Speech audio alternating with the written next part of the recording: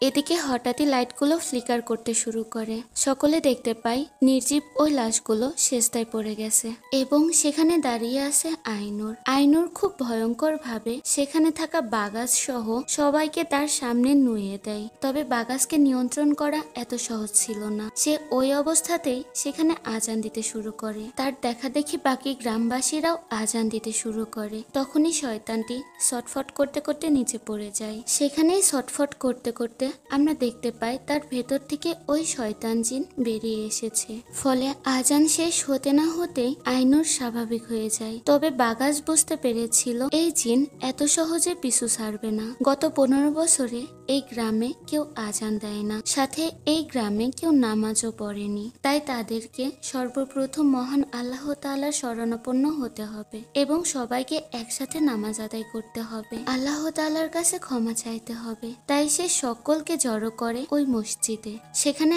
আইনুরও ছিল। সকলে এখানে একসাথে নামাজ আদায় করা শুরু করে। রিনি যেহেতু নামাজ আদায় করতে পারবে না, তাই সে পাশে বসে তাসবিহ পড়ছিল।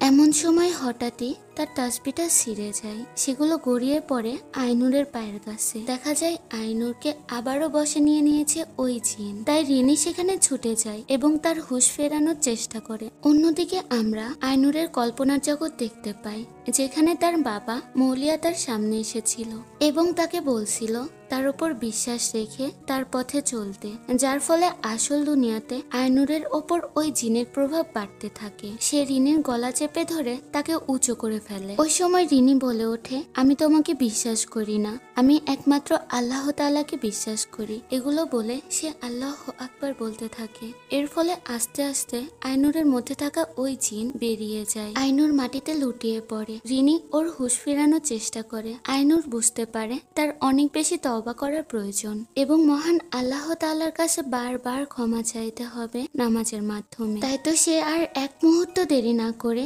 তখনই নামাজে দাঁড়িয়ে পড়ে। ওই পুরো রাতটা গ্রামবাসীরা মহান আল্লাহ তাআলার ইবাদত করতে করতেই কাটিয়ে দেয়। পরের দিন সকালে বৃষ্টির রূপে মহান আল্লাহ তাআলার রহমত পুরো গ্রামবাসীর ওপর ছড়িয়ে পড়ে।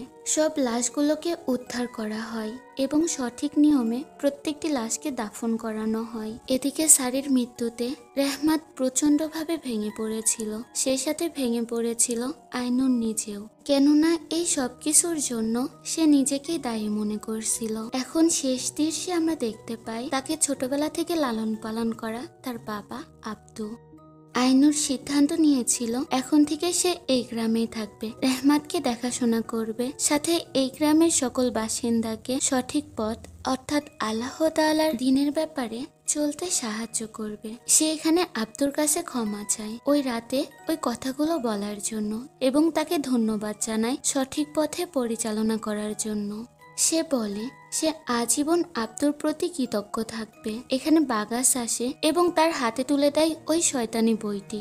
বাগাস চাইছিল এই বইটি যেন কখনো আর কেউ না পায়, এই ব্যবস্থাটা যেন আব্দু করে দেয়।